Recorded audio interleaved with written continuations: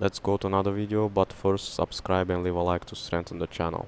Now, let's go.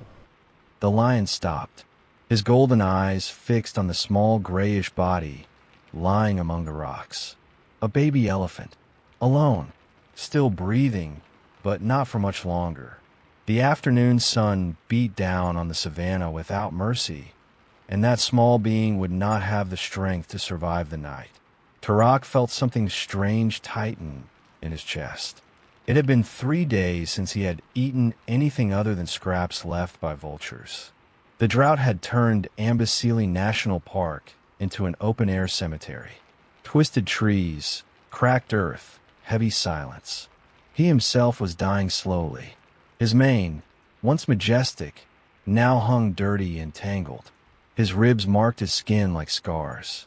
The calf let out a weak groan, a sharp, desperate sound that echoed in the emptiness like a cry for help that no one would answer. Tarak knew that sound. He had heard his own cubs make the same 1-2 weeks earlier, before they died in their mother's arms. He could not save them. There was no water. There was no food. Only slow and inevitable death. Now, in front of him, was his easiest prey in days. A baby elephant, defenseless, abandoned. It would be enough for a few more days of life, maybe a week. But when Tarak approached, something happened. The calf opened its eyes. 2 enormous, bright eyes, full of fear and at the same time hope, as if it knew that this was its final moment, as if it were begging for mercy. Tarak stopped just a few centimeters away. His mouth watered, his stomach growled, but his paws did not move. Why couldn't he do it? Why did those eyes paralyze him? It was madness.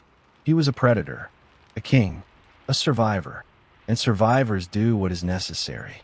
But then the calf raised its trembling trunk and touched Tarak's muzzle. A gentle touch, warm, trusting, as if to say, "I know you won't hurt me. I trust you."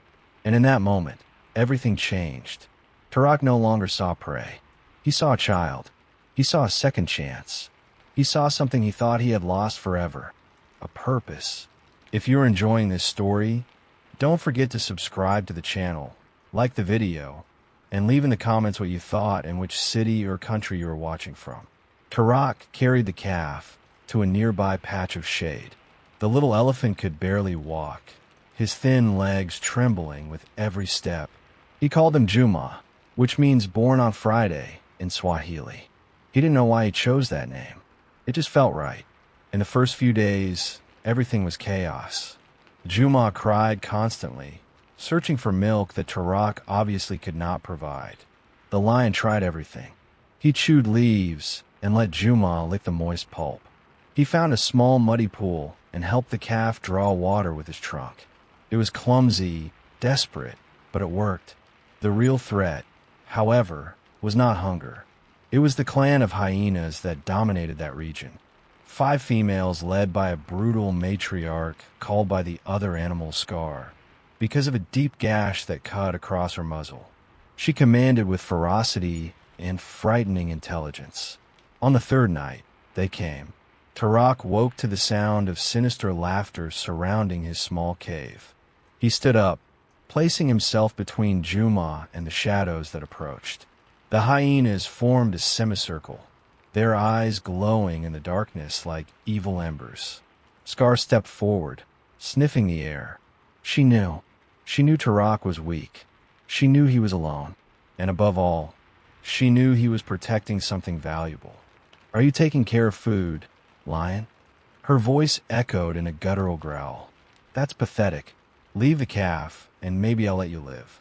Tarak roared with a force he no longer knew he possessed. It was an ancestral sound, coming from a deep place within him. A warning, a declaration of war. The hyenas backed away, but Scar only smiled, showing yellowed, sharp teeth. "Let's see how long you last, king without a kingdom." They disappeared into the night, but Tarak knew they would return. Hyenas always return, and when they did, it would be with more hunger, more rage, more numbers. Juma trembled behind him, shrinking against the rocky wall. Tarak turned and gently licked the calf's head, as he would with his own cubs. He made a silent promise in that moment. As long as there was air in his lungs, no one would touch Juma. In the following weeks, Tarak transformed into something he had never imagined he could be. He learned to hunt in a different way, quieter, almost like a leopard. He needed to bring food for himself and find resources for Juma. The baby elephant grew slowly, but he grew. His trunk became stronger, his steps more steady. Tarak taught Juma to hide when danger approached. He taught him to recognize the scent of hyenas. He taught him to remain absolutely still when necessary. They were strange lessons for an elephant, but Juma learned with impressive dedication. He trusted his protector blindly. Something extraordinary began to happen. Juma started to imitate Tarak. When the lion crouched to drink water, the calf made the same movement.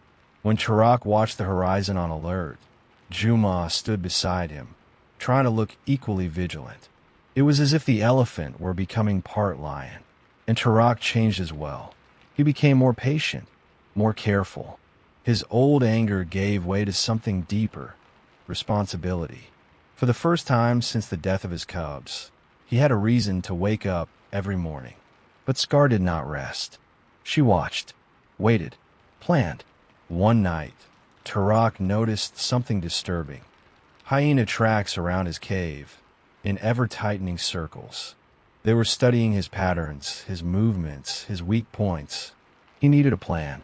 He could not just react. He had to act first. Tarak began to explore the territory, looking for advantages. He found a narrow ravine with only one entrance. High stone walls, a defensible place. He moved there with Juma during the night, covering their tracks with dry branches. In the following days, he set small traps around the ravine, strategically placed branches that would make noise if stepped on, loose stones that would roll at the slightest touch. Nothing sophisticated, but enough to give early warning. Juma watched everything with curiosity. Sometimes he helped, pushing stones with his trunk. Sometimes he simply stayed nearby, his silent presence reminding Tarak why he fought. The storm was coming. Tarak could feel it. Scar would be patient only up to a point, and when she attacked, it would be with everything. The attack came on the new moon, when the darkness was absolute. Tarak woke to the sound of stones rolling. His traps had worked. He rose instantly, positioning himself at the narrow entrance of the ravine. Juma woke frightened, but stayed quiet as he had been trained. 7 hyenas emerged from the shadows. Not just 5. Scar had brought reinforcements. She wanted to guarantee victory. Her eyes gleamed with hunger and malice as she advanced slowly, assessing the situation. You cannot win, lion. It's 7 against 1. Hand over the calf, and end this. Tarak roared, but he knew she was right. 7 hyenas were too many. Even in the narrow ravine, where they could not all attack at once. Eventually he would tire. He would be massacred. But then something unexpected happened. Juma did not stay hidden. The young elephant stepped forward, placing himself beside Tarak. His trunk raised, his ears spread in a threatening stance. He had learned that by watching adult elephants before he was abandoned. And he trumpeted, a sharp, piercing sound that echoed through the rocks like a war alarm. The hyenas hesitated. They did not expect resistance from the calf. Scar growled, irritated by the delay. She attacked first, going straight for Tarak.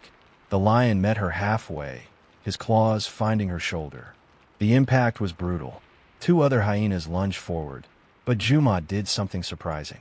He charged ahead and used his trunk like a whip, striking one of them on the muzzle with impressive force. The hyena yelped and retreated. The battle was chaotic. Tarak fought with desperate ferocity, his jaws finding flesh, his claws tearing. Juma protected the flanks, using his growing mass to push and block. They fought like a perfect unit. Scar realized she was losing. 3 of her hyenas were already seriously wounded. She let out one final snarl of hatred before retreating, disappearing into the darkness with what remained of her clan. When silence returned, Tarak collapsed, bleeding and exhausted. Juma approached and lay down beside him, his trunk gently touching the lion's muzzle. They had won, together. In the following months, there was healing and growth. The drought finally ended. Rains returned to Amboseli, bringing new life to the savannah. Waterholes filled, plants sprouted, and the animals returned. Tarak regained his strength, and Juma grew considerably. He was no longer a fragile calf, but a robust and confident young elephant. But with the return of the rains, something else returned. Other elephants. One morning, Tarak heard the distant sound of trumpeting. An entire herd was approaching the territory. He saw the immediate change in Juma. The young elephant stopped, his ears turning toward the calls. His eyes shone with instinctive recognition. Tarak felt his heart tighten. He knew what that meant. He knew what he had to do. For days, the herd remained nearby. Juma grew increasingly restless, divided between two worlds. He looked at Tarak with confusion and love, but his eyes constantly turned toward the herd, toward his own kind, toward the place where he truly belonged. On the final afternoon, Tarak made the most difficult decision of his life. He walked with Juma to the edge of his territory, where the herd grazed peacefully. An elderly elephant, probably the matriarch, watched the two with curiosity and deep wisdom.